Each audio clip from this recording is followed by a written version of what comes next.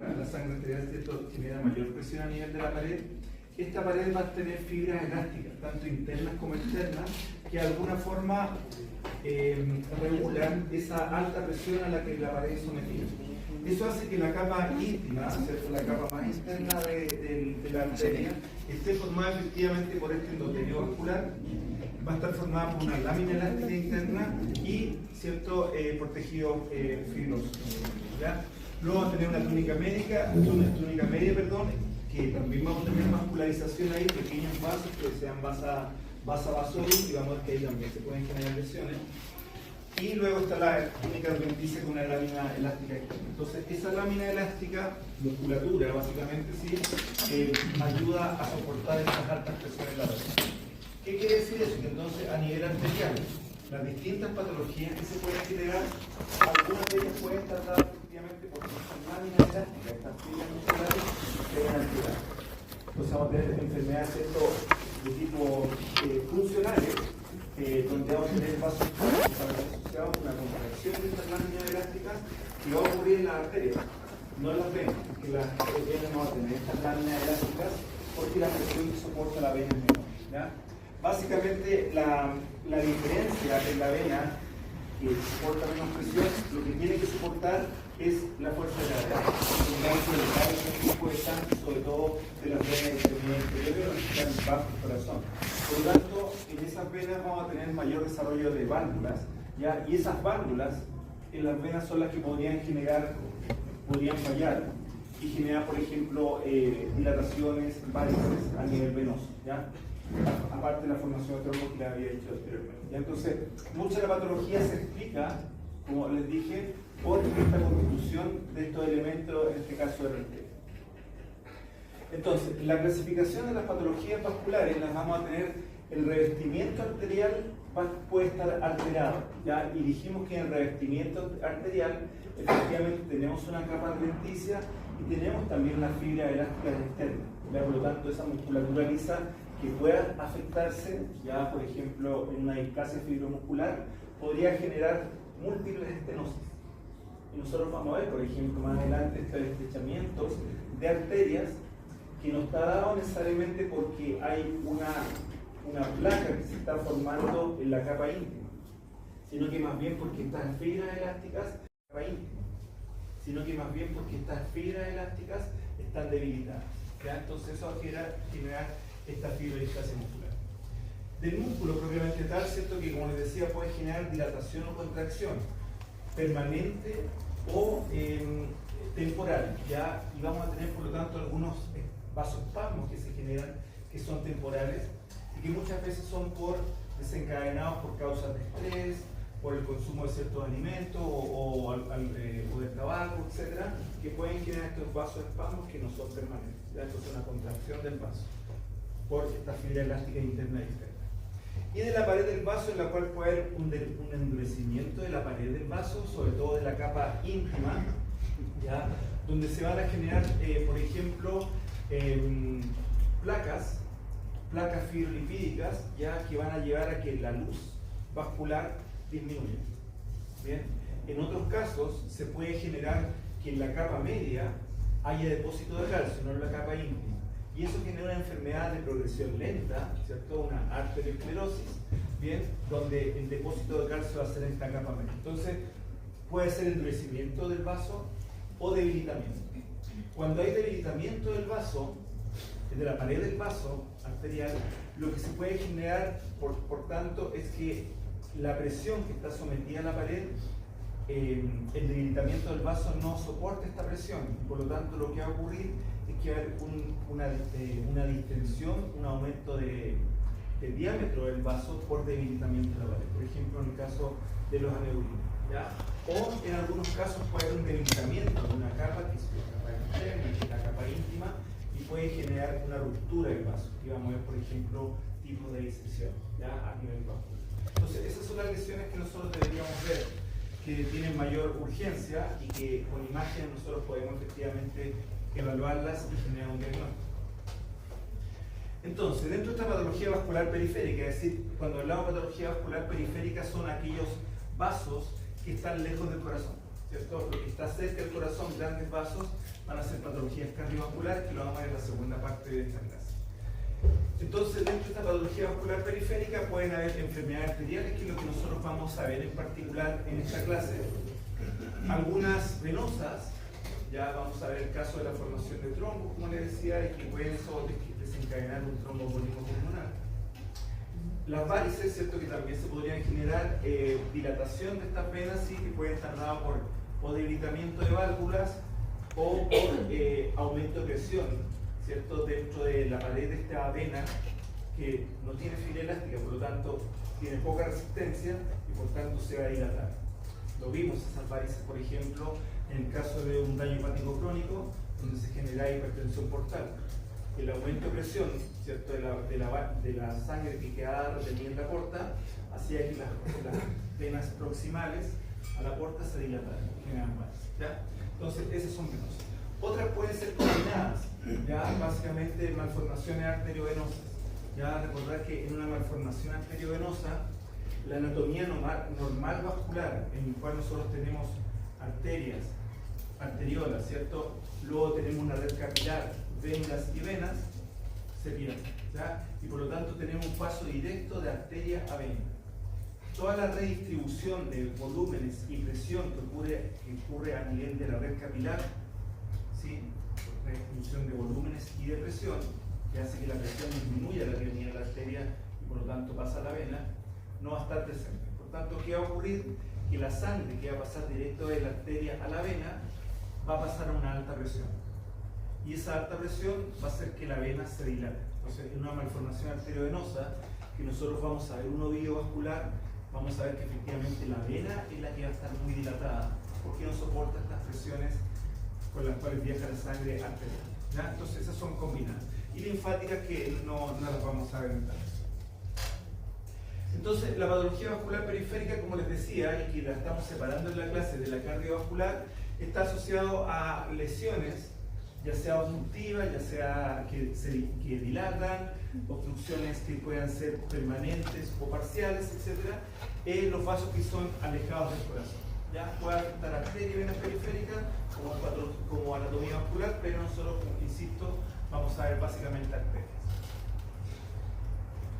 Entonces, dentro de las manifestaciones que nosotros tenemos de la patología vascular periférica que aparece en este esquema, tenemos el desarrollo de la aterosclerosis, ¿sí? Y la aterosclerosis, como estamos viendo aquí en el esquema, es básicamente un depósito de ciertos elementos en la capa íntima del vaso, y dependiendo de los elementos que forman esta placa, algunas placas van a ser más estables, otras van a ser más inestables. Si una placa tiene mayor cantidad de lípidos, tiene mayor cantidad de macrófagos, tiene mayor cantidad de metilproteinasas, por ejemplo, va a ser una placa inestable. Y por tanto, frente a cualquier cambio de presión que haya dentro del lumen vascular, se va a desprender.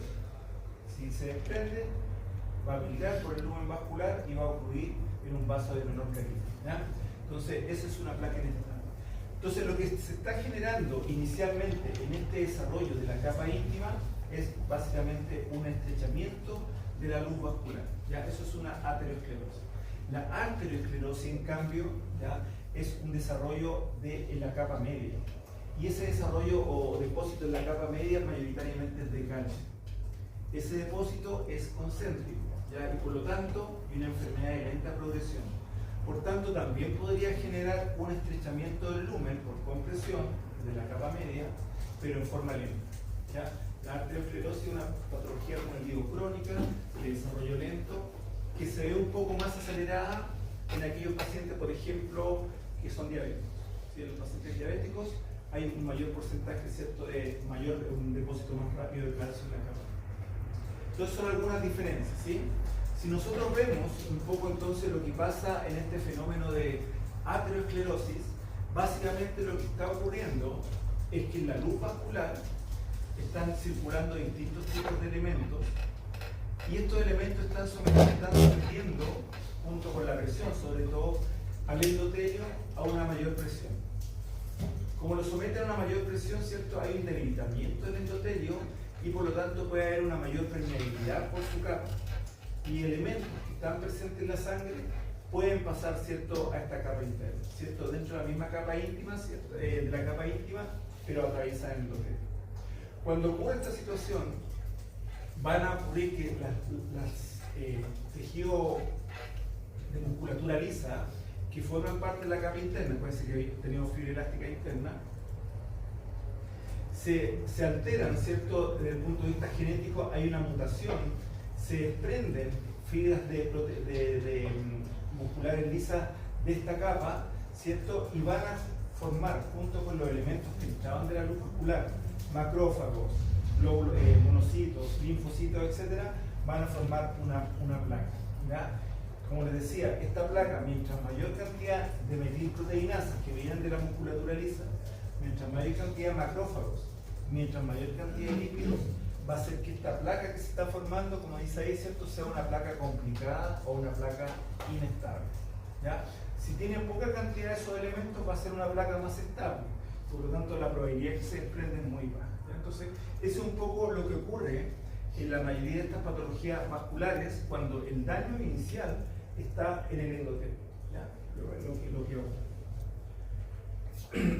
Entonces, van a haber factores de riesgo efectivamente en que se desarrolle esta patología, ¿ya?, independiente que sea en la capa íntima del endotelio o que sea en la capa media, puede ser aterosclerosis o arteriosclerosis, podría ocurrir ambas situaciones. Y estos factores son los más importantes como factores de riesgo. Dentro de eso, probablemente el más importante va a ser el tema de edad, ¿ya? Y vamos a ver acá un artículo, ¿cierto?, que efectivamente habla de la enfermedad arterial periférica en adultos mayores, sobre todo en el desarrollo de esta enfermedad en extremidades inferiores, ¿ya?, que es bastante frecuente y que está asociada a la claudicación, ¿ya? En el paciente adulto, ¿cierto?, es muy frecuente que ocurra este fenómeno de claudicación, que es un concepto, ¿cierto?, una sintomatología, ¿sí? ¿Qué es la claudicación? ¿Te acuerdas? ¿Qué es claudicación? ¿No? La claudicación es cuando a un paciente le duelen los músculos. ¿Bien? Eso es la claudicación. ¿Bien? Pero a todos nos pueden doler los músculos cuando ustedes hacen ejercicio, ¿cierto? Después, y sobre todo si están tan acostumbrados, pues el otro día andan como el forro con todo, ¿cierto? No se pueden mover. ¿Bien? Bien, entonces eso ocurre, pero el problema de la claudicación, este dolor muscular, es cuando ocurre con baja actividad física o sin actividad física, ¿ya? Por tanto, ¿qué ocurre, cierto, si el paciente camina una cuadra y empieza con esta claudicación, sobre todo en la extremidad inferior, ¿sí? Podría estar dado por una enfermedad vascular periférica, arterial periférica. ¿Y qué es lo que está ocurriendo? ¿Por qué duele? O si se los pregunto de otra forma, ¿por qué cuando ustedes hacen ejercicio y no están ni siquiera acostumbrados y andan todos adoloridos? ¿Por qué andan adoloridos? ¿Cierto? En el fondo hay una acumulación de lactato, ¿sí? Y por lo tanto eso es lo que genera el dolor. Bueno, en estos pacientes, ¿qué va a ocurrir si, por ejemplo, un paciente tiene algún grado de obstrucción arterial, sobre todo en extremidades inferiores, que esto es más frecuente en pacientes adultos, y por lo tanto al músculo que necesita energía para poder funcionar, para relajarse y contraerse, no le está llegando sangre, no le está llegando oxígeno, por lo tanto no le está llegando energía. ¿Cómo ese músculo funciona? ¿Cierto? El músculo para funcionar necesita ATP, ¿sí? Pero no le está llegando sangre oxigenada y por lo tanto no produce ATP. ¿Qué hace el músculo entonces para funcionar? ¿Cómo puede generar ATP? ¿Lo conocen? Si no hay oxígeno, glicolisis anaeróbica, ¿cierto? Y por tanto, acuérdense que el producto de la glicolisis anaeróbica, aparte del ATP, es lactato. ¿Ya? Por lo tanto, la claudicación está asociada a eso. Menor vasculatura del músculo, ¿cierto? Cómo se nutre, cómo tiene energía a través de la glicolisis anaeróbica. El paciente va a tener entonces dolor. ¿Bien? Dentro de esto, vamos a ver más adelante que hay una clasificación que se llama clasificación de Fontaine para estas oclusiones, y puede haber un Fontaine 3, que el paciente estando en reposo, estando en la cama, está con dolor muscular. Por tanto, el grado de oclusión que hay vascular es súper importante y la única forma de que al músculo le llegue energía es siempre a través de glicólisis anaeróbica, incluso estando en reposo, ¿ya? Entonces, fíjense en este caso, esta enfermedad, que la edad dijimos que es el factor más importante en el desarrollo de la patología vascular periférica. Y fíjense que de 60 a 65 años, el 35% de los pacientes puede tener esta claudicación intermitente. ¿No? Un dolor intermitente ya asociado a menor vascularización hacia la extremidad inferior. Pero ya el hecho de aumentar a 70 años, o sea, 5 años más, la claudicación se aumenta a un 70%. O sea, la mayor cantidad de los pacientes a esa edad ya tienen claudicación. Por lo tanto, el factor de edad es el más importante. A nivel del factor del sexo, ¿cierto? Es un poquito más predominante en hombres, pero cuando la isquemia es de tipo aguda, que es la más compleja, la probabilidad es mucho mayor en el hombre que en la mujer. El consumo de tabaco también aumenta la probabilidad de desarrollar esta enfermedad, y los pacientes diabéticos, ¿cierto? El diabético genera mayor cantidad de oclusiones, pero por acumulación de calcio en la capa media, ¿ya? Como sale aquí, por un aumento del 1% de la hemoglobina glicosilada, aumenta un 25% la probabilidad de generar esta enfermedad, ¿ya? Por lo tanto, son factores a considerar para este tipo de enfermedad. Bien, a nivel arterial, que dijimos que es lo que vamos a ver mayoritariamente, vamos a tener obstrucciones arteriales, ¿sí? Obstrucciones que pueden ser agudas porque una placa inestable se desprendió de la capa íntima del endotelio, ¿cierto? Viajó vía sanguínea a distal y ocurrió un vaso, ¿cierto? Eso puede ser causa entonces una obstrucción arterial completa, ¿bien? Podría haber un aneurisma aórtico en el cual, es una obstrucción de tipo aguda, ¿cierto? Pero también podría ser crónica, donde dijimos hay un depósito de calcio en la capa media que es de avance lento. Y también con el tiempo podría llevar a una obstrucción completa del vaso. Aneurisma aórtico, que es lo contrario, ¿cierto? El aneurisma aórtico es un debilitamiento de todas las capas que forman parte de la arteria. Ya vimos todas estas capas, sobre todo de aquellas que tienen componente de musculatura lisa, y por tanto, ¿cierto?, va a generar una dilatación, ¿ya? Nosotros en algunos casos vamos a tener una dilatación solamente del vaso sanguíneo, de la arteria, cuando este sea menor a un 50% de su diámetro normal.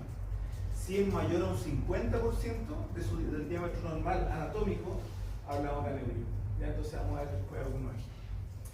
La enfermedad de Berger y el fenómeno de Raynaud son patologías, ¿cierto?, particulares, que en el caso de la enfermedad de Berger hay una disminución de la luz vascular arterial, pero no porque haya una placa, sino porque hay una pared que se inflama, ¿ya? Esa es la enfermedad de Berger, ¿ya? Y en cambio el fenómeno de Raynaud, vamos a ver que es una patología de tipo funcional, en el cual va a haber una vasoconstricción de vasos bajo ciertas circunstancias, como el estrés, como el frío, como el tabaco, etc. Entonces, la enfermedad esta de Berger o tromboarteritis obliterante, como les decía, es una enfermedad inflamatoria. La pared se inflama. No hay una formación de una placa aterosclerótica. No tiene que ir por ahí, ¿cierto?, la disminución de flujo, solamente por inflamación de la pared, ¿ya? Esto produce inflamación de vasos medianos y pequeños, sobre todo hacia las manos o hacia los pies. Y por lo tanto, nosotros vamos a ver imágenes bien características como una arteria pequeñita como el sacacorchos, ¿cierto?, que va a estar como enrolladita en sí misma, o en la parte distal que sea muy dispersa, ya como que fueran como unas patas de arañas, ¿ya? Eso ocurre sobre todo a nivel distal de manos o de pies, ¿ya? Entonces, esto puede generar entonces esta inflamación, posteriormente una obliteración por contracción de estos pequeños vasos, es más frecuente en hombres, y fíjense lo que pasa en el caso de ciertas condiciones, como es, por ejemplo, el consumo de tabaco, podría generar una mayor constricción y llevar a esos vasos que ya estaban inflamados y que le estaba llegando menos oxígeno, menos nutrientes, llegar a una isquemia o incluso la necrosis, como estamos viendo aquí en la imagen. Entonces, en la enfermedad de Berger, como dijimos, vamos a tener una lesión que es de vasos medianos y pequeños, sobre todo distal en este caso a la rodilla o distal al codo. Aquí estamos viendo la mano. Este es un estudio de angiografía, ¿sí? Por eso estamos viendo los vasos más densos contrastados. Y vamos a ver que efectivamente, aquí donde está la flecha, vamos a ver una imagen como de sacacorcho, está como el vaso de la arteria está así, ¿ya? Que es una característica de esta enfermedad inflamatoria. Y en la parte distal, lo que estamos viendo es esas como patitas de araña, ¿cierto? Hacia todos lados, ya que también son colaterales que se forman producto de esta inflamación de estos vasos. Cuando esta inflamación es de vasos distales, como lo que estamos viendo acá, lo que se va a generar es el síndrome de Martorell. El síndrome de Martorell está asociado entonces a una inflamación de estos vasos distales de brazos o piernas, ¿sí? Y que genera por lo tanto estos signos que están acá. Esto va a estar acompañado obviamente con inflamación, ¿cierto? Y dolor en esa parte. Va a haber otro síndrome que también está asociado a una inflamación, que aquí no aparece, que se llama síndrome de Leriche, ¿ya? Y el síndrome de Leriche lo que está afectando, ¿cierto?, es básicamente la circulación sistémica proximal, sobre todo lo que es una inflamación de la parte distal de la aorta abdominal, sobre todo infrarrenal, hasta las ilíacas, ¿ya? Entonces ahí vamos a tener esta disminución de volumen por inflamación de la red, ¿ya? Y eso cuando se ubica a ese nivel, estos son vasos distales, por eso podría generar Martorell. En cambio, el otro, el Leriche, es de vasos más proximales.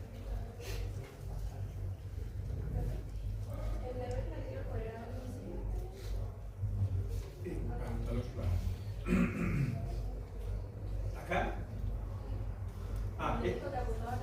Lo que estoy apuntando la flecha, esas dos flechas ahí, se fijan que el vaso es como recto, lo normal. Pero en esa parte que está ahí, está así. Entonces, como se ve en la imagen, se ve como que está una cosa así, ¿ya? Ahí está la cabeza del flecha, ¿cierto? Se ve como más tortuoso y también se ve como más tortuoso, ¿ya? Ese signo, ¿cierto?, es el signo sacacorcho, ¿ya? Y en la parte distal, fíjense cómo se ve el vaso acá, se ve como que se dispersó, ¿ya? Entonces, como patas de araña, ¿ya? Eso significa. Bien, otro síndrome asociado, ¿cierto?, a lesiones arteriales, pero que ya no está dado por nuevamente por una placa, no está dado por una inflamación de la pared, sino que está dado por espasmos o vasoconstricción en arterias de los dedos y manos de los pies. Por tanto, la lesión a este nivel, como les había dicho en un principio, está en aquellas fibras musculares que forman parte de la capa interna y la capa externa, ¿ya? Entonces, va a haber una contracción de esos vasos, ¿bien? Y por lo tanto va a disminuir el flujo hacia distal. ¿Qué es lo que estamos viendo aquí en esta angiografía de la mano? Vemos al paciente, ¿cierto?, que tiene una clínica efectivamente de cambio de coloración y de temperatura en los dedos de las manos o en los dedos de los pies, ¿ya? Que no necesariamente está asociado a cambio de temperatura. Puede ser cambio de temperatura, pero a veces el cambio de temperatura genera otra coloración, ¿ya? Esta falta de coloración y disminución de temperatura está dada porque no hay irrigación. Y si ustedes se fijan aquí en la angiografía, efectivamente el dedo medio tiene mucha menos irrigación, ¿ya? No es porque hay una oclusión, es porque hay un vasoespasmo, ¿ya? Y por tanto ese vasoespasmo es reversible. O sea, hay ciertas situaciones que lo desencadenan, como esto que está acá, y ese vaso se contrae por la musculatura, ¿ya? Luego que esas situaciones ya no están presentes, nuevamente el músculo o la musculatura lisa se relaja y vuelve a haber irrigación, ¿ya? Entonces, esta falta de irrigación es temporal y por tanto no está asociado a, como vimos en el primer caso, a síndrome a una probable necrosis. ¿Se acuerdan de la inflamación que vimos inicialmente? Por ciertas condiciones como el tabaco podía desencadenar probablemente un isquemia y posteriormente una necrosis. Esto no, porque es temporal, ¿ya? Pasa el estrés, pasó la solemne, ¿cierto? Y se recuperó, ¿cierto?, la irrigación. Más frecuente en las mujeres, si debemos tener cierta situación. Ese es el síndrome de Raynaud, ¿ya? Por lo tanto, es de tipo funcional, producto de una vasoconstricción. Hay una vasoconstricción que es temporal. Otro síndrome que es bastante complejo es el síndrome de opérculo torácico, ¿ya? Es complejo porque la afectación no es solamente vascular a ese nivel, sino que podría haber afectación vascular arterial o venosa, sino que también podría haber afectación nerviosa, porque recordemos que a este nivel tenemos plexo braquial. Por lo tanto, esta condición de opérculo torácico se acompaña, como dice acá, de sintomatología en la extremidad superior, en la cual puede que no haya irrigación hacia la mano. Vimos en los casos anteriores que también no tenían irrigación hacia la mano por una inflamación de la pared, por un espasmo del vaso, del músculo, ¿cierto? No llegaba irrigación hacia la mano. Pero aquí, ¿cierto? También se produce el mismo fenómeno, pero acompañado de sintomatología a nivel torácico, a nivel del cuello, la cabeza. ¿Ya? Porque los vasos que pasan por acá arterial o venoso podrían comprimirse porque efectivamente hay una estenosis, un estrechamiento del lumen vascular por distintas causas, que podría ser permanente porque hay una placa, porque ya sea de calcio o una placa, ¿cierto?, aterotrombótica, etc. O podría ser porque los vasos que pasan por este nivel se comprimen por posición. Nosotros tenemos vasos que pasan por acá, ¿cierto? Si yo subo el brazo, por ejemplo, hay planos musculares u óseos que podrían comprimir esos vasos y generar, por lo tanto, esto que puede ser intermitente. Entonces, ese dolor, esa falta de irrigación, en algunos casos, podría ser de tipo intermitente. Entonces, como vemos ahí, los síntomas son debido a la presencia de una compresión posicional. ¿Ya? Esto es característico del síndrome operculotorácico en pacientes deportistas que, por ejemplo, practican vela o windsurf. Mucho rato con el brazo arriba, ¿cierto? Acá, ¿cierto? Comprime en forma permanente y falta de irrigación hacia la mano. ¿Ya? Ese es el síndrome operculotorácico. Podría ser continuo o intermitente, por lo tanto, ¿cierto? Este dolor, ya hay esta falta de irrigación hacia las manos, porque dijimos hay afectación plexo braquial, arteria o vena superior. ¿Por qué podría ocurrir esta alteración, ya sea venosa, arterial o nerviosa? Porque pueden haber cambios anatómicos. ¿Ya? A ese nivel estamos hablando de la región del hombro, estos vasos que pasan, va a estar plexo braquial, hay estructuras musculares, vasculares y óseas. Y por lo tanto, si tenemos una malformación ósea, por ejemplo, podría haber una compresión de este paquete vascular nervioso. ¿Ya? Por ejemplo. Entonces, hay una serie de asociaciones y complicaciones que pueden generar el síndrome operculotorácico, por lo tanto, estar, por ejemplo, asociadas a patología coronaria, a patología de válvula mitral, ¿cierto?, en el corazón, a hipertensión arterial, etc. Una serie de condiciones, porque dijimos que esto se puede generar tanto por aspectos vasculares, arteriales, venosos o de tipo nervioso. ¿Sí? Entonces es bastante amplio y por eso se llama síndrome de operculotorácico.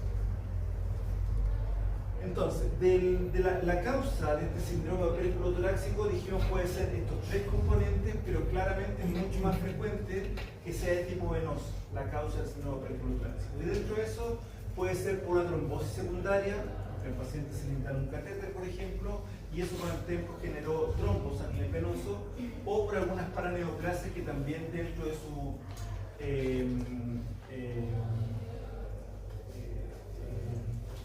metástasis que puede generar vía vascular, ¿cierto? También puede generar lesiones trombóticas a nivel venoso. Puede ser, dijimos, intermitente o posicional. También la vena se puede comprimir por cambios posicionales, por lo tanto podría ser en ese caso de forma intermitente nomás, no es permanente. Entonces, algunas lesiones que podríamos nosotros tener, como vemos acá, tenemos una fusión de la primera y la segunda costilla, por lo tanto los elementos vasculonerviosos que están acá podrían estar comprimidos y llevar efectivamente a que el dolor y la extensión o falta de irrigación hacia la extremidad del lado derecho esté dado por esta malformación ósea, esté comprimiendo elementos vasculonerviosos. Puede estar dado, sí, porque vemos acá una trombosis a nivel de la vena axilar del lado izquierdo.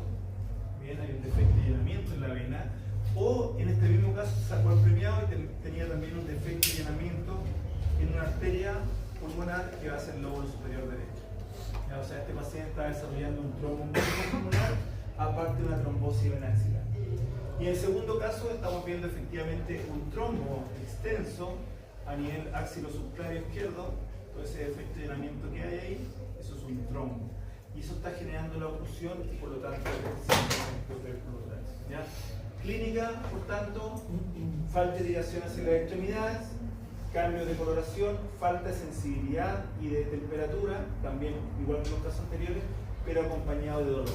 Y un dolor que es difuso en la región torácica, cuello, e incluso puede extender a la cabeza.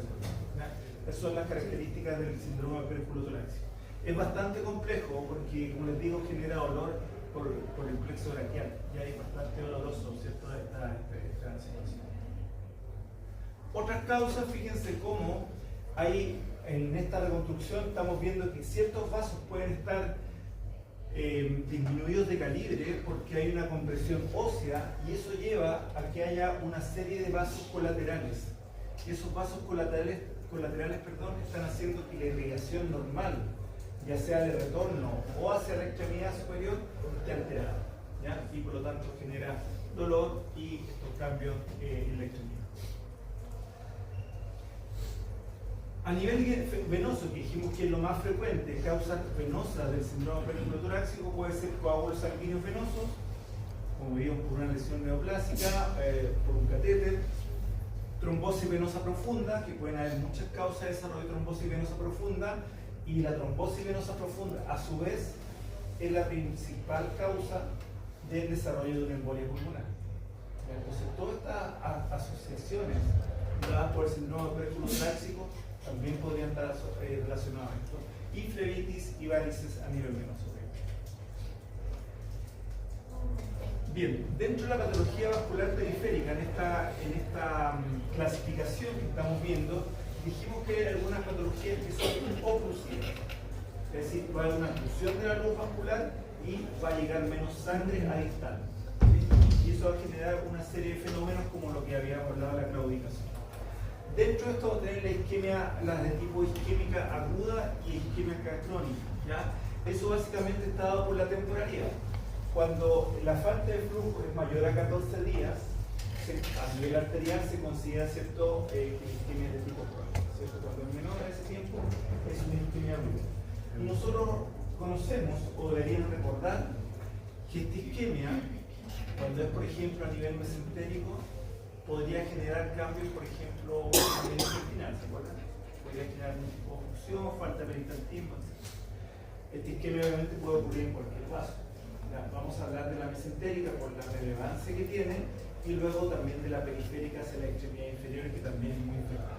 Entonces, la isquemia aguda y crónica, la temporalidad está dada por ese tiempo de 2 semanas, 14 días para un año. Y eso genera una oclusión, ¿sí? Falta de flujo por una oclusión. Otras causas oclusivas podrían ser una enfermedad de Takayasu. La enfermedad de Takayasu es una enfermedad, también es una arteritis, ya sobre todo de circulación de vasos de mayor calibre, una aorta, qué sé yo, genera una inflamación de la pared y disminuye su número, ¿ya? Eso es la enfermedad de Takayasu. Otra patología podría ser una displasia fibromuscular, que vamos a ver que genera, por ejemplo, vasospasmos y que ya va a llegar a ciertos grados de estenosis. Y eso es muy característico, ¿cierto?, sobre todo en pacientes jóvenes a nivel de arteria renal, que lleva a una hipertensión arterial severa. Entonces, todas esas son de tipo oclusiva, por esta estenosis que se está generando. Hay otras que son de tipo funcionales. Ya vimos lo que pasaba, por ejemplo, con el síndrome perineotorácico, que cambios posicionales podrían llevar a una disminución de flujo, pero también podrían ser dados porque de repente el vaso se contrae por ciertas condiciones, ¿sí? Y que hacen que la irrigación hacia distal disminuya.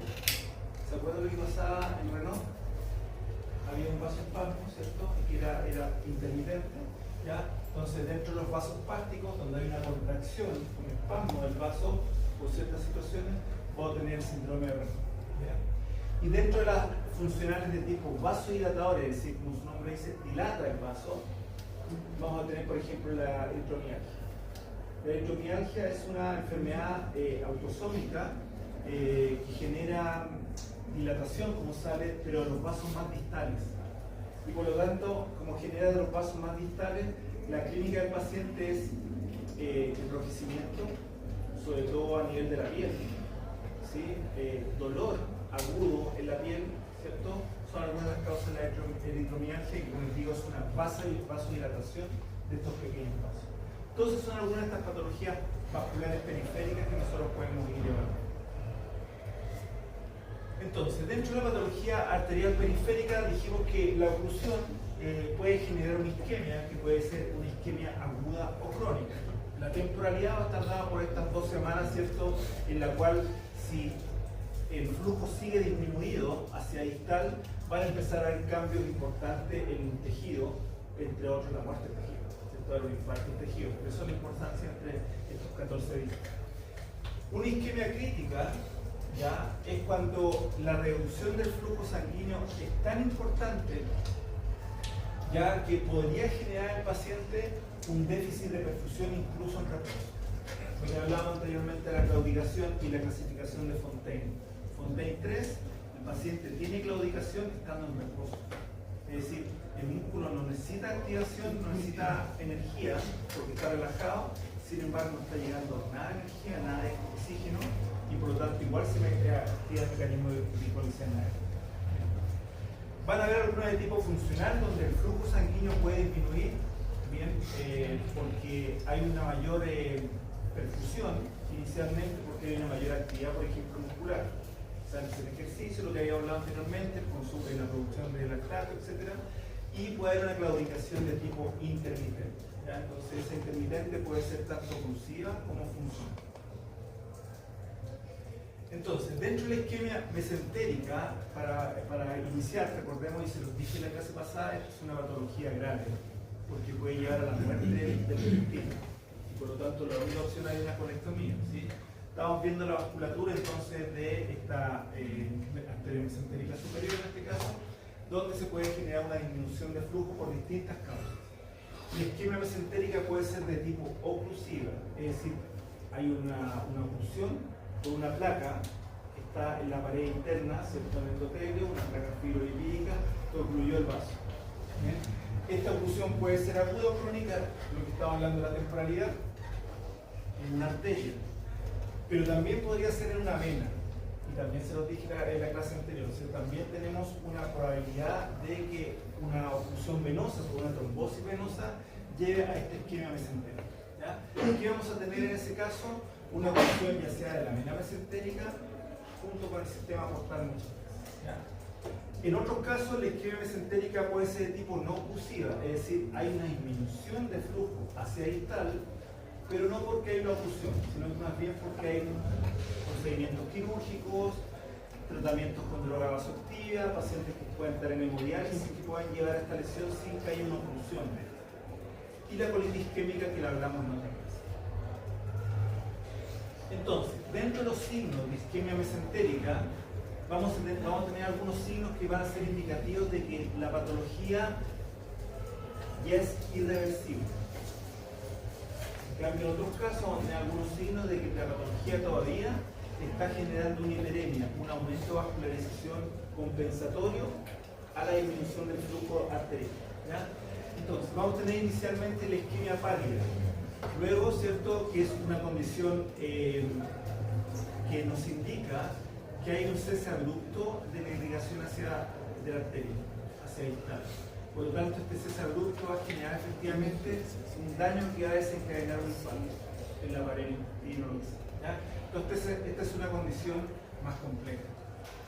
La isquemia arterial parcial o transitoria, como dice su nombre, ¿cierto?, está dado por una disminución solamente del flujo sanguíneo que hace que haya una hiperemia en la pared y en vez de tener una pared sin captación de contraste, como es este caso, vamos a tener una pared del intestino muy captada de contraste. ¿Ya? Por esta hiperemia. Ya puede haber una isquemia por interrupción del drenaje venoso, que decíamos anteriormente en pacientes con cirrosis, con alguna enfermedad paraneoplásica, etc. La presencia de neumatosis intestinal, que recordemos que es indicativo, es específico para la isquemia mesentérica, pero que no siempre está presente, peritonitis y así en algunos casos. Entonces, si se fijan en esta imagen asociada a este tipo de isquemia, que es una isquemia pálida, que dijimos que la insuficiencia arterial es persistente, permanece en el tiempo. Por lo tanto, si permanece en el tiempo, esto se va a hacer irreversible. Hay un cese abrupto y definitivo del aporte vascular mesentérico. Por tanto, ¿qué va a generar esta situación? Que en el intestino, como estamos viendo acá en imágenes, la pared, que aquí está alterada, sea más delgada. Comparen esto a esto que está acá. Aquí la pared más gruesa está captando contraste. Aquí es muy finita y no está captando contraste. ¿Por qué no capta contraste? Porque no hay aporte sanguíneo. ¿cierto? En un CCA2. Por lo tanto, pared intestinal delgada, marcada disminución en impregnación parietal de contraste, una atonía isquémica, es decir, efectivamente vamos a tener una falta de movimiento, ya básicamente por los plexos autosómicos que se ven alterados, y ausencia sí de compromiso mesenterio. Si ustedes se fijan en el mesenterio está normal, no hay alteraciones, porque esta es una patología más bien aguda. ¿Ya? Entonces, todo lo que es mesenterio, donde hay grasa, comparen esta grasa entre los peritoneo, que aquí no está la afectación, se parece a esto que está acá, ¿cierto? En cuanto a la señal. ¿Ya? No hay afectación de ese mesenterio. Eso entonces lleva a esta atonía isquémica, ¿cierto? Donde efectivamente se pierde el peristaltismo por inhibición de los plexos autosómicos y va a terminar esto una distensión del lumen y un hilio ¿cierto? Que habíamos visto anteriormente, un hilio paralítico.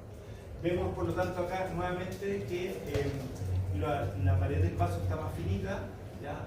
No tenemos compromiso mesentérico, ¿ya? Y la captación de la pared, ¿cierto? Si lo comparamos a esto, fíjense acá cómo capta la pared, aquí está captando la pared. Entonces hay una atonía isquémica producto de esta falta de flujo permanente, ¿sí? Y que se produjo en forma aguda. Fíjense lo que ocurre ahora en este caso de una isquemia que es parcial, ¿bien? Donde lo que habíamos visto era que la pared se debilitaba, se adelgazaba, perdón, y no captaba contraste. Fíjense que a nivel de hilio, ¿cómo está la pared? Está mucho más gruesa y más captadora de contraste, ¿cierto? Esto se produce por una hiperemia de tipo retentiva, donde hay un cambio en la permeabilidad de la pared del intestino y por lo tanto una mayor captación, una mayor concentración de contraste en este caso o de sangre en esos puntos porque hay una inflamación. Sin embargo, si lo estamos viendo es una inflamación específica de la pared, no vemos alteración de la grasa mesentérica. Otro tipo de isquemia puede ser de tipo no oclusiva, dijimos, ¿ya? Que puede estar dado por una cirugía mayor, por uso de drogas vasoactivas y por hemodiálisis. ¿Qué es lo que vemos en este caso de isquemia? Vamos a tener la condición nuevamente del debilitamiento de la pared, un agresamiento de la pared intestinal afectada, una falta de captación por esa pared, pero si ustedes se fijan, a nivel del mesenterio, fíjense que la grasa está alterada y hay formación de estas colecciones. Acá hay una colección, acá hay otra colección. O sea, sí hay alteración de la grasa mesentérica. Y además, si se fijan, vamos a tener estas burbujas de aire. Neumatosis intestinal.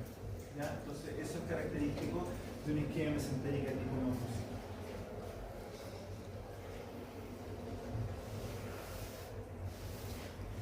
¿Profe? Sí.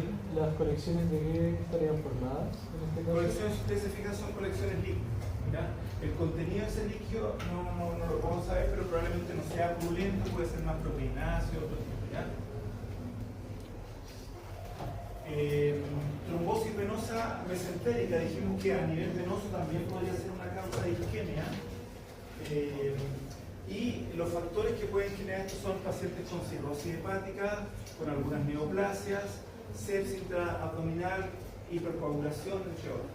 Si ustedes se fijan en la imagen, que está fallando esto, lo muestro acá, vemos acá que a nivel de la vena mesentérica superior hay. Aquí a nivel de la vena mesentérica superior hay un defecto de llenamiento. Esto estaba en contraste, por lo tanto debería verse denso, pero esta parte que está acá no se ve densa. Y esta zona no densa, que es donde está el trombo, se extiende hasta la porta. Fíjense, la porta debería estar así con contraste, esa parte de ahí tiene un defecto de llenamiento. Ese defecto de llenamiento es el trombo. ¿Ya? Aparte eso, ¿cierto? Esa lesión venosa, por lo tanto, que estamos viendo acá, que lleva también una isquemia, está generando, por lo tanto, los mismos cambios a nivel del intestino. ¿Qué está pasando con el intestino delgado? Está dilatado, ¿cierto? Vamos a tener quizá un signo de estratificación, puede ser estratificación de inflamación entre las capas murales, ¿bien? Y la grasa mesentérica va a estar también alterada. ¿Ya? Entonces, produce los mismos signos que una isquemia mesentérica si el origen de tipo venoso. El otro tipo de isquemia que dijimos que íbamos a ver, porque por su incidencia, que es muy prevalente, ¿cierto? Sobre todo en pacientes más edad, en la isquemia en las extremidades inferiores. ¿Ya? Que como dice acá es una disminución brusca de la perfusión que causa posible pérdida de la habilidad de la extremidad asociada a un alto riesgo de amputación o muerte. Esto, ¿cierto?, es súper importante, sobre todo en pacientes diabéticos. ¿Ya? Es muy frecuente, acuérdense, esta enfermedad cuando es de tipo arteriosclerótica, donde hay el depósito de calcio en la capa media. Es una enfermedad de lenta progresión, pero que en el paciente diabético es mucho más rápido. Por tanto, hay una mayor probabilidad que el paciente diabético, lo vimos en una lámina anterior, ¿sí?, esta patología se desarrolla más rápido. Si tenemos mayor cantidad de depósito de calcio en la capa media, va a ir haciendo que por crecimiento concéntrico la luz del lumen vascular de la arteria va a ir disminuyendo, ¿sí? Y eso va a generar esta patología de tipo isquémico. Si a este paciente no le llega flujo hacia distal, no le llega flujo al pie, ese tejido se va a necrosar y va a formar una gangrena. Y por lo tanto, la única opción en ese paciente es amputar. ¿Sí? Entonces, la importancia efectivamente de poder evaluar esto en forma adecuada para ver si el paciente todavía, ¿cierto?, puede recuperar de irrigación a ese nivel. Entonces, esto es frecuente lamentablemente en pacientes, sobre todo diabéticos, y que terminan con esa amputación de un dedo del pie o del pie, ¿cierto?, para evitar una gangrena. Entonces, dentro de la isquemia de extremidades inferiores, la valoración desde el punto de vista de la perfusión hacia la extremidad inferior, es mucho más frecuente la extremidad inferior, la podemos hacer como con esta técnica de imagen, que es un estudio de angiografía, ¿cierto?, con sustracción digital, en la cual el contraste se inyectó directamente en la pierna derecha, por lo tanto nosotros estamos viendo cómo la pierna izquierda se ve sin contraste, no porque no tiene irrigación, sino porque se inyectó por un catéter en forma selectiva hacia la pierna izquierda. Se puede hacer con esta técnica, se puede hacer un estudio de ecodoppler para ver también el flujo hacia distal, se puede hacer un estudio vascular en resonancia, un estudio vascular en tomografía. Hay distintas formas con imágenes de evaluar la vasculatura hacia la extremidad inferior. Y se hace bastante justamente porque es una patología lamentablemente muy frecuente. Lo que nosotros queremos evaluar es efectivamente, primero que nada, si es que pasa el contraste hacia distal, por lo tanto indicativo que hay perfusión, está pasando sangre, no hay un proceso isquémico. Y luego, ¿cierto?, si producto de estas oclusiones pueden llevar a una disminución de flujo distal, esto está dado por un fenómeno embólico, está dado por un fenómeno trombótico, por un fenómeno de arteriosclerosis.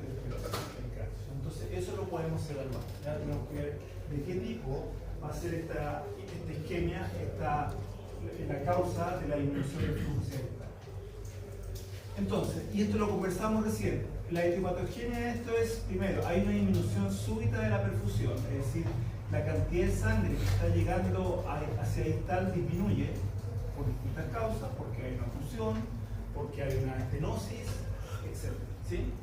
Y esto puede llevar a una isquemia aguda, ¿sí? Es decir, va a haber en forma precoz una disminución de flujo importante, una falta de oxígeno que está llegando al músculo, y esto se va a ver expresado por esta acumulación de desechos tóxicos producto de la activación de la glicolisis anaeróbica, de que el paciente tenga una sintomatología de claudicación. Es el primer síntoma, ¿cierto?, que se tiene frente a una isquemia de la extremidad inferior. Producto de esta isquemia se van a formar, cuando la patología es un poquito más avanzada en cuanto a la temporalidad, formación de vasos colaterales, ¿ya? Y que nos va a dividir probablemente entonces cuando la causa oclusiva es por un émbolo, que es algo más agudo, que migró generalmente del corazón, y generó un émbolo, ¿cierto?, y que ocluyó, por lo tanto en ese caso no va a tener colaterales. Pero en cambio, si es por una placa trombótica que se está formando en el vaso, que es de progresión más lenta, sí va a haber formación de vasos colaterales, ¿ya? Producto de toda esta situación de acumulación de productos de desecho tóxico, etc., va a haber salida de proteína y líquidos del lumen vascular. Bien, por tanto, aquí va a haber luego, ¿cierto?, de la claudicación, va a haber un aumento de volumen, va a haber edema, ¿sí?, por lo tanto un aumento de volumen de la extremidad. Y asociado a dolor por el aumento de presión hidrodinámica del espacio extravascular. Entonces, la causa de isquemia, habían factores, ¿cierto?, como la edad, como el sexo, como pacientes diabéticos, etc. Pero también, ¿cierto?, hay causas distintas que llevan a la formación del émbolo. Yo les dije que el émbolo se forma mayoritariamente por lesiones de tipo cardíaco, ¿cierto?, por una fibrilación auricular, por infarto agudo del miocardio, por estenosis mitral, por prótesis valvulares, tumor intracardíaco como los mixomas, que son muy frecuentes en las cámaras cardíacas, y las endocarditis. Todo eso pueden generar émbolos que migran vía arterial y van a generar una oclusión aguda. Si es una oclusión aguda, ¿vamos a tener formación de colateral entonces?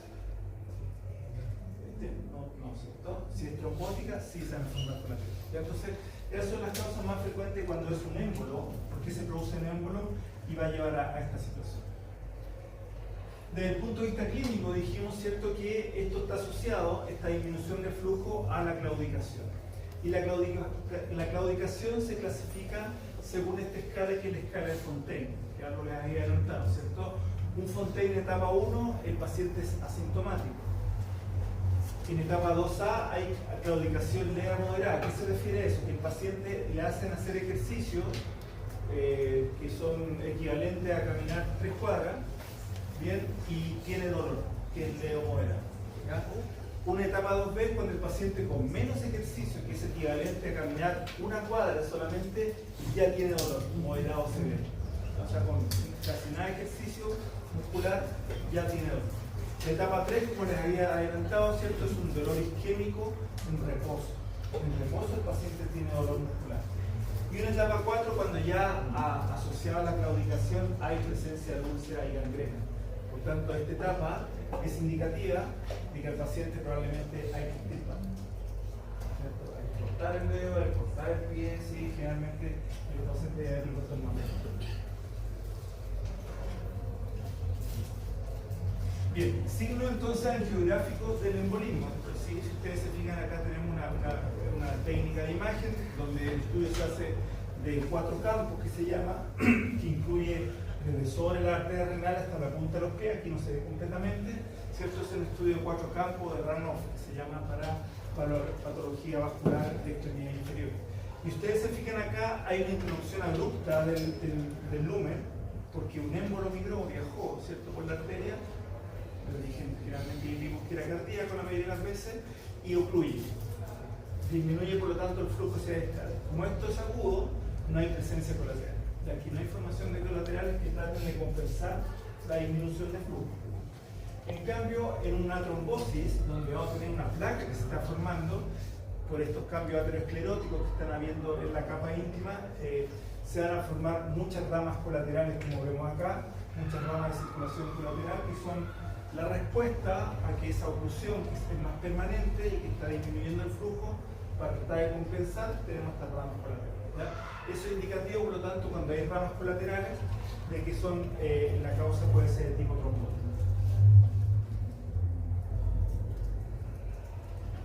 Este mismo trombo que dijimos que se estaba formando en la capa íntima, dijimos que un problema es que se desprenda cuando el trombo esta placa es inestable, ¿cierto? Hay una alta probabilidad que se desprende.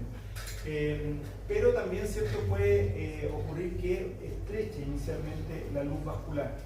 Y eso es una estenosis vascular. ¿Ya? Una estenosis vascular se tiene que tratar, pues, cuando es hemodinámicamente significativa. ¿Qué se refiere a eso? Que ese grado de estenosis, ese porcentaje de estenosis, está generando cambios de perfusión hacia ahí, al órgano que está llegando la arteria. ¿Okay? Por lo tanto, una estenosis, cuando es mayor a un 70%, el grado de estenosis, el porcentaje de estenosis, se considera hemodinámicamente significativa y se tiene que tratar. ¿Okay? En cambio, cuando esa estenosis es de una arteria coronaria, se considera hemodinámicamente significativo cuando es de un 50% o más y se debe tratar. ¿Ya? La importancia de los vasos coronarios, ¿cierto? Por lo tanto, con menos grado de estenosis se tiene que tratar más rápidamente. ¿Cómo se trata una estenosis? ¿Cómo se trata si tenemos un estrechamiento de la arteria? ¿Cierto? Primero, ¿cierto?, se puede hacer una angioplastía, en donde se dilata el vaso con un globito, se extiende, y dependiendo de la causa de la estenosis, se puede posteriormente poner una malla, ¿cierto?, que mantenga el lumen, ¿cierto?, a través de una malla de stent. ¿Sí? Para diferenciarlo de una malla endoprótesis, son distintos un stent y una endoprótesis, ¿cierto? Tienen características físicas similares, pero la función es distinta. El stent es para restituir este estrechamiento, en cambio la endoprótesis es para, en caso de aneurisma muy grave, para evitar que esto se siga inflamando. Entonces hay una diferencia entre esto. Entonces, se tratan cuando son mayores a un 70% del grado de estenosis. Y en el caso de las coronarias sobre el 50%. Entonces podemos tener distintas.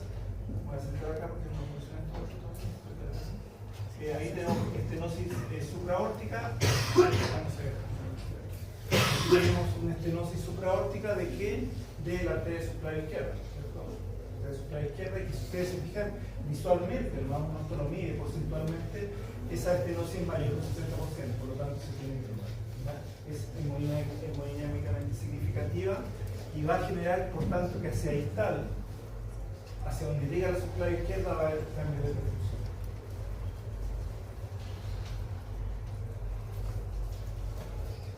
Recordar que pueden haber variantes anatómicas, esos pequeños vasos que están saliendo del arco aórtico en estos dos casos no son que hay una estenosis, sino que son vasos más pequeños, vasos supernumerarios nomás, que son variantes anatómicas. ¿Ya? Eso no es una estenosis es en el mismo vaso esta diferencia de calibre, ¿cierto?, de diámetro que tiene que ser mayor al 60%.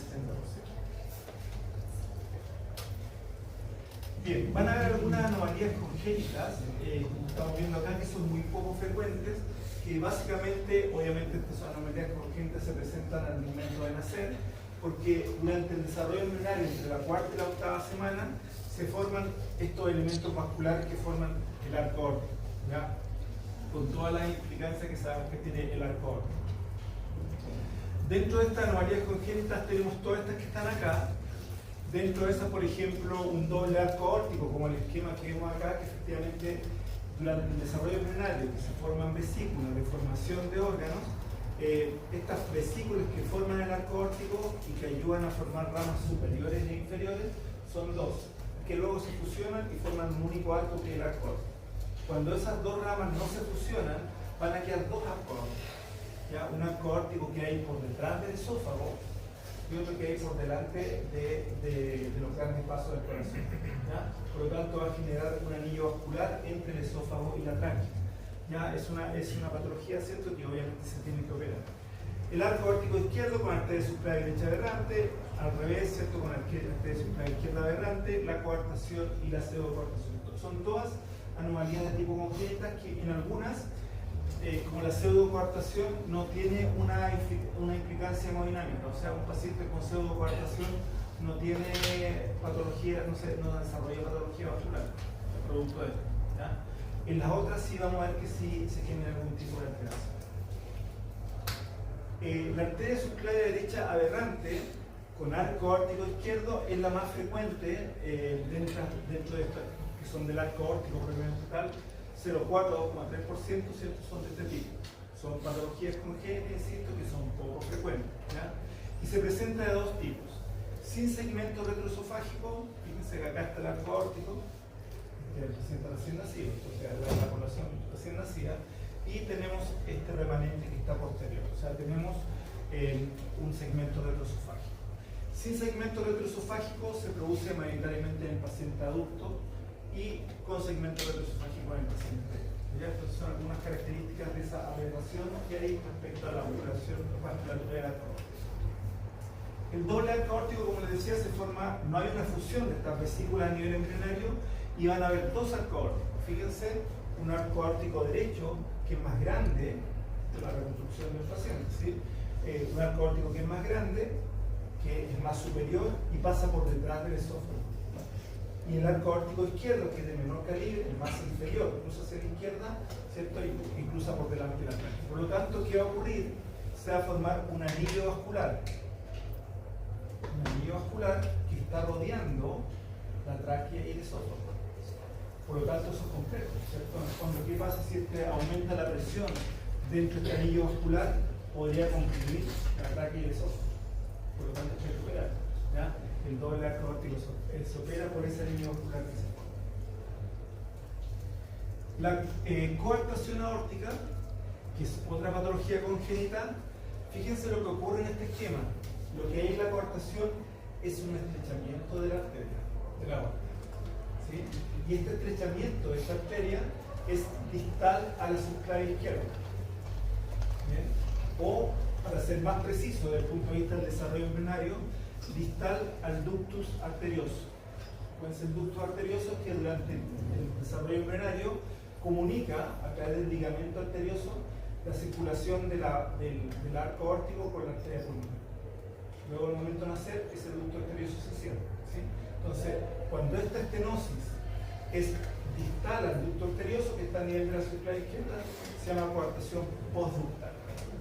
Cuando está por delante del ducto, coartación preductal. Entonces, vamos a tener los dos.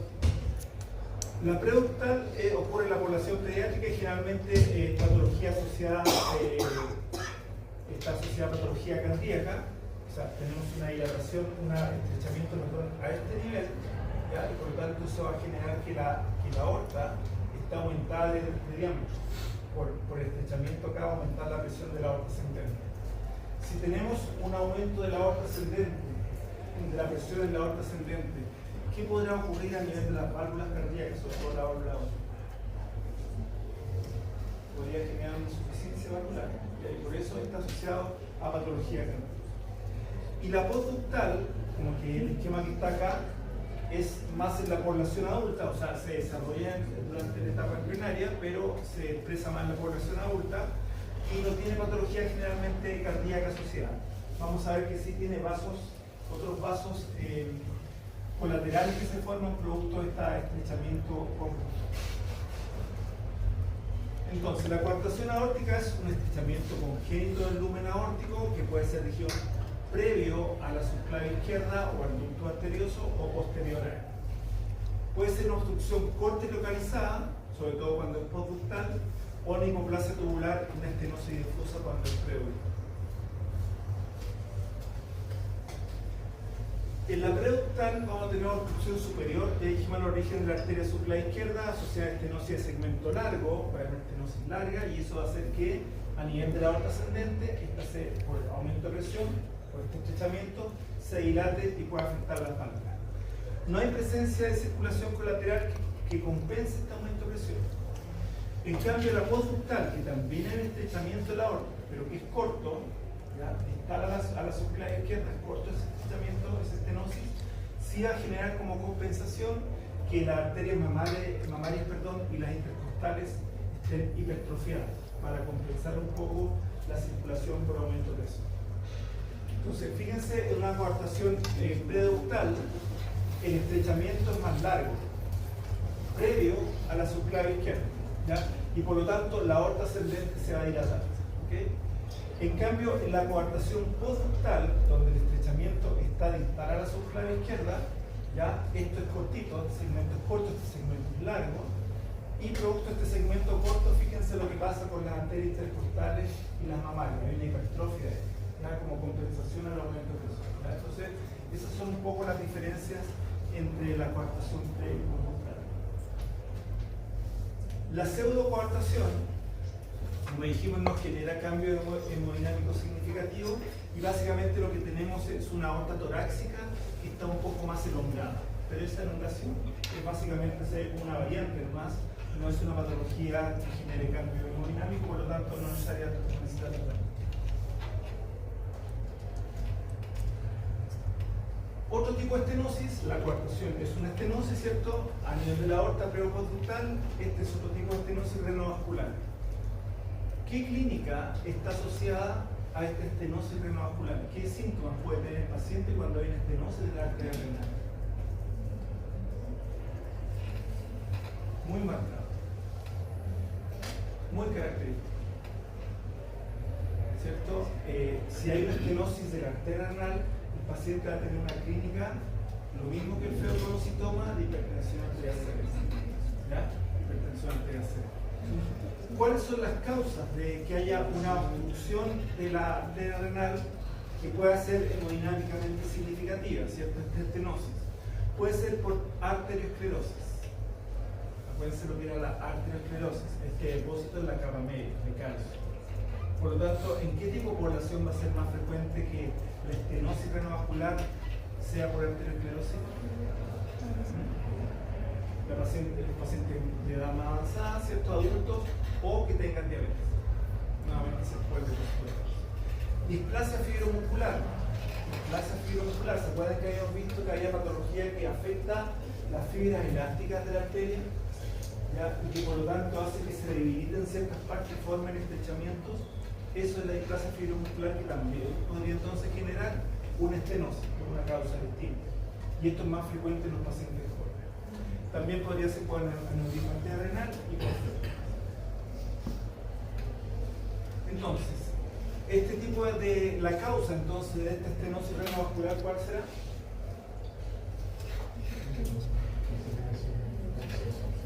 Tenemos mucho calcio presente en la arteria renal, tenemos una enfermedad arteriosclerótica, así que lo más probable es que el paciente sea de edad avanzada o paciente diabético, ¿cierto? Por eso tenemos tanto calcio acumulado. Y en este caso, lo que estamos viendo son múltiples estenosis en la arteria renal por una afectación en las fibras musculares de estas capas de la arteria, ¿sí? Por lo tanto, lo que estamos viendo son múltiples estenosis que se ven como rosariadas, ¿cierto? Y esto es una fibrodisplasia muscular. ¿Bien? Esta es la causa, en este caso, de la estenosis, y es más frecuente en la población joven, ¿sí? Esto es un estudio de angiografía, ¿bien? Donde selectivamente se inyecta catéter por un catéter en contraste, y este es un estudio de angio, ¿cierto? En tomografía, donde se ve el contraste, ¿cierto? Y un estrechamiento del lumen. Otro tipo de patología, ¿cierto? Que afecta en particular a la capa íntima de la arteria, la capa interna, ¿sí? Y si ustedes se fijan en esta capa íntima, hay una ruptura. Se rompió la capa íntima por distintas causas, que ya vamos a ver después. Y por lo tanto, si se rompe, va a formar un segundo lumen, un lumen falso. Por lo tanto, la sangre que va normalmente por el lumen verdadero va a empezar a pasar también a ser lumen falso. ¿Cuánta sangre pasa? ¿En qué cantidad? ¿Con qué flujo va a depender el grado de ruptura de la capa íntima? ¿Ya? Eso es una disección, una ruptura de la capa íntima. El por qué se produce, cuáles son las causas de estos, la más frecuente es por una hipertensión arterial, y eso lo vimos en un principio. ¿Se acuerdan? El aumento de la presión que normalmente está sometida a la capa interna de la arteria se solventa con las fibras elásticas, pero cuando la presión está muy aumentada en forma permanente, debilita la pared, y eso puede llevar a una ruptura de la capa interna. También para enfermedades del tejido conectivo, como la enfermedad de Marfan, el síndrome de Ehlers-Danlos, que son enfermedades de tejido conectivo. En el caso de Ehlers-Danlos, esta enfermedad de tejido conectivo genera esta elasticidad mayor que a veces tienen las personas, ¿sí? Y que lleva, ¿cierto?, sobre todo en las extremidades superior e inferior, una mayor elasticidad, pero que también tiene afectación a nivel vascular y puede generar entonces un debilitamiento de la pared y una ruptura de la capa. Aneurisma aórtico preexistente, Takayasu, que ya vimos que era una arteritis, el síndrome de Turner, que es una enfermedad por alteración de cromosómica, ¿cierto?, que genera una serie de afectaciones, entre esas también vasculares. Ejercicios de alta intensidad, importante los ejercicios de alta intensidad, porque imagínense que ustedes se someten a un ejercicio de alta intensidad, aumenta el gasto cardíaco y por lo tanto aumenta la presión que se sometía a la pared. Si esa pared tiene un grado de debilitamiento, probablemente se pueda romper la cabeza. Entonces hay casos que están reportados efectivamente en pacientes que tienen alguna enfermedad previa, que ustedes, por ejemplo, cuando está su compañera allá atrás, ¿cierto?, se pega un tremendo bostezo, hay varios músculos que efectivamente se están comprimiendo, etcétera, y pueden generar una ruptura de capa íntima, generar disecciones, por ejemplo, disecciones vertebrales hacia la arteria vertebral, ¿cierto?, por esa compresión muscular producto de bostezo bien marcado, ¿ya? Y por historia familiar, obviamente, también puede haber una pared debilitada. Entonces, esta disección aórtica se acompaña siempre de dolor, porque efectivamente hay una ruptura de esta capa y eso, ¿cierto?, va a generar afectación de componentes terminales nerviosas y esto genera mucho dolor. Ya, entonces la sintomatología fundamental. Pero esta sintomatología en algunos casos puede estar acompañada de que el paciente tenga compromiso con ciencia, de que el paciente tenga algún tipo de isquemia cardíaca, que podría terminar en un infarto, incluso al corazón. ¿Ya? Y eso va a estar dado por dónde ocurre la disección, dónde ocurre la ruptura de la capa íntima. Si la ruptura de la capa íntima ocurre en la aorta ascendente o en el arco aórtico hasta la subclavia izquierda, esa ruptura se va a clasificar según Stanford como una disección tipo A, Stanford A. Y eso es una urgencia quirúrgica. Si nosotros tenemos un paciente con dolor torácico y vemos una disección tipo A, como vamos a ver acá, eso es una urgencia quirúrgica. ¿Por qué? Porque de la aorta ascendente se está generando un lumen falso, una ruptura de la capa íntima, y por tanto pueden ocluirse las arterias que nacen de la aorta ascendente. ¿Qué arterias nacen de la aorta ascendente? Las coronarias. Se ocluyen las coronarias, ahí no me llegó el corazón, por eso es urgencia. La aorta ascendente sigue siendo disección tipo A, y cuando es arco aórtico sigue siendo tipo A. ¿Qué vasos nacen del arco aórtico? Las arterias que van a irrigar la cabeza. Por lo tanto, si ocurre por esta disección una oclusión de los vasos que van a la cabeza va a quedar sin irrigación arterial masiva, todos los vasos que van a la cabeza, y por lo tanto el paciente va a tener una CV masiva. O sea, es urgente. Una disección tipo A es urgente. ¿Ya? Una disección tipo B, en cambio, según la clasificación de Stanford, es una disección una ruptura de la capa íntima que es distal a la subclavia izquierda. O sea, ocurre distal a la subclavia izquierda. Y esta disección siempre va a ir avanzando, que va generando un lumen falso, se va a ir extendiendo siempre hacia distal, siguiendo el flujo de la sangre. Por lo tanto, si la disección, la ruptura de la íntima es distal a la subclavia izquierda, la disección siempre se va a ir extendiendo hacia distal, hacia inferior. ¿Ya? Esa es una tipo B. Eso no es una urgencia quirúrgica, esa requiere tratamiento médico, básicamente controlar que la presión del paciente no aumente para que este lumen falso se vaya extendiendo más rápidamente. ¿Ya? Entonces, la tipo B es solamente tratamiento médico. ¿Cuál es la complicación de la tipo B? Es cuando esta se diseca mucho hacia distal y llega a ramas abdominales importantes. Acuérdense que de la aorta nace el tronco celíaco, nacen las lumbares, la mesentérica, las renales, etc. Por tanto, ¿cierto? Si a ese nivel llega la disección, ahí nuevamente podría ser normal. Pero inicialmente, ¿cierto? La compleja urgente que es quirúrgica es la tipo A. ¿Ya? Entonces, si ustedes se fijan en esta imagen, esta es una disección tipo A. Si ustedes se fijan aquí en los vasos que van supraórticos, que van hacia la cabeza, aparece una pequeña línea. Si se alcanza a ver, es una línea de menor densidad. Ese es el flap de disección. Por lo tanto, tengo dos lúmenes, un lumen verdadero y un lumen falso. ¿Ya? Y eso va a llevar a la oclusión. Lo mismo aquí en el arco aórtico. El arco aórtico también tiene una línea de coherencia que indica el flap de disección, la ruptura de la capa íntima y por tanto la formación del lumen verdadero y falso. Entonces, disección tipo A y tipo E según Stanford. La tipo A dijimos que es urgencia quirúrgica, la tipo E es tratamiento médico.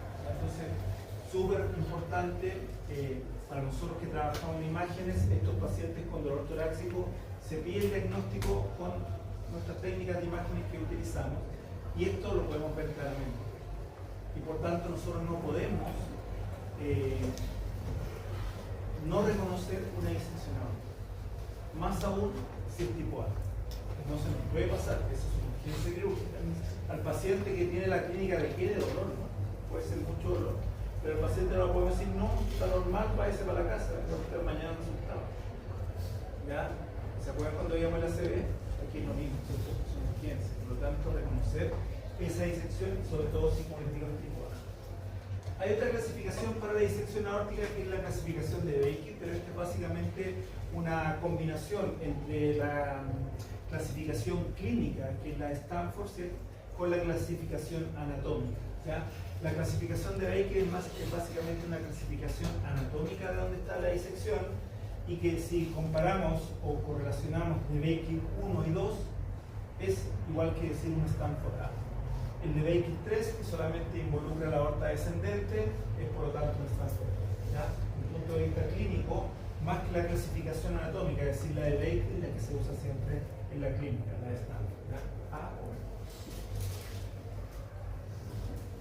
Entonces, nuevamente hay una disección que no estoy... ¿De qué tipo es? Estoy sorprendido. ¿Qué tipo será esta disección? Que tenemos un flap que se formó, ¿cierto?, una línea y que está separando un lumen verdadero, está formando dos lúmenes, un lumen verdadero y un lumen falso. En este caso, ¿dónde sería la disección? ¿En qué parte, en qué estructura en particular está? Acá está. Ahí, ¿cierto? La línea. Acá está. Stanford. B, ¿cierto? Stanford B, la aorta ascendente no está comprometida. El arco órtico no lo vemos acá, ¿cierto? Pero lo que está comprometido es la aorta descendente, ¿sí? Distal a la subclavícula. Tipo B. Dijimos que este era el tratamiento médico, pero ¿cuál es el problema que se está generando en este Stanford B? Fíjense la última imagen. Se está extendiendo a estas ramas abdominales que nacen de la aorta y podría disecar esas ramas que nacen de la aorta. Y ahí se complica nuevamente nuestra disección.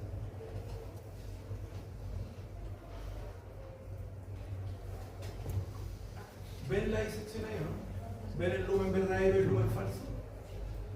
¿Bien? El lumen verdadero es por donde está pasando mayor cantidad de sangre y en este caso, para visualizarlo, por donde está pasando el contraste. ¿Sí? ¿Esta disección será tipo A o tipo B?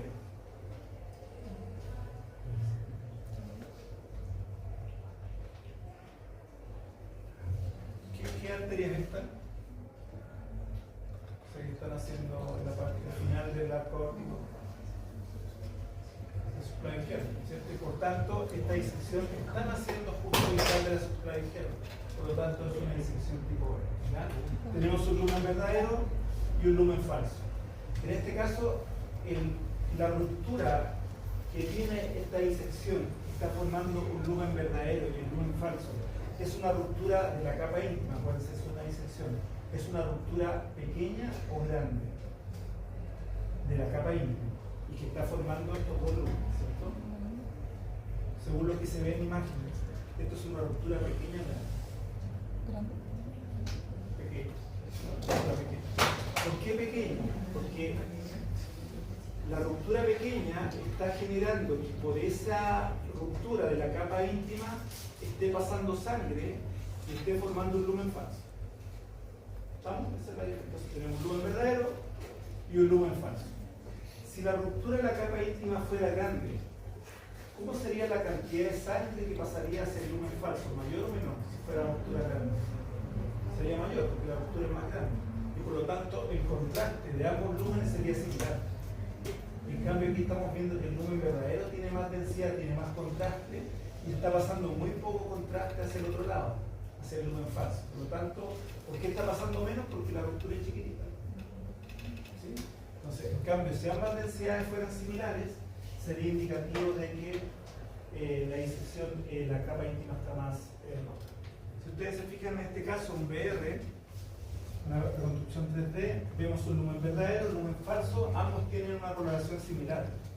Por lo tanto, en este caso sí hay una ruptura de la capa íntima más grande. ¿Ya? Y en este otro caso, fíjense lo que ocurre, está dado por colores acá. Hay una estructura que vemos más blanca, que es el lumen verdadero. Una estructura que se ve como un color naranja, que es donde está saliendo sangre hacia el lumen falso. Ahí está la ruptura, y ahí está saliendo hacia el lumen falso. Y hay una parte azul. Esa parte azul es la zona, ¿cierto? Como pasa poca sangre, que está empezando a trombosar. ¿Ya? Entonces, eso, la indicación que nosotros en este caso vemos con colores, se interpreta esa. Entonces la anterior era B, ¿no? Tipo B. ¿Perdón? La imagen anterior era tipo B. Tipo B, era la otra. Bien. Otra lesión a este nivel es el hematoma intramural. El hematoma intramural sí es una lesión que no está, dijimos la disección aórtica es la capa íntima, la que se rompe. ¿Sí? Tanto forma lumen verdadero y lumen falso. En este caso, el hematoma intramural, la lesión está en la capa media. En un principio dijimos que esa capa media también tenía vascularización, pequeños vasos que se llaman vasa-vasorum. Están ahí, son vasa-vasorum. Por algún motivo, esos pequeños vasos se rompen y forman un hematoma. Un hematoma en la capa media, un hematoma intramural. Ese hematoma, ¿qué genera? Por vecindad, por compresión, estrecha el lumen vascular. ¿Ya? Pero el hematoma está en la capa media, no está en la capa interna. ¿Ya? Entonces eso es un hematoma intramural. ¿Ya? Una ruptura de esa vasa-vasorum en la capa media. Y por tanto, lo que nosotros vamos a ver efectivamente son estos hematomas que están cubriendo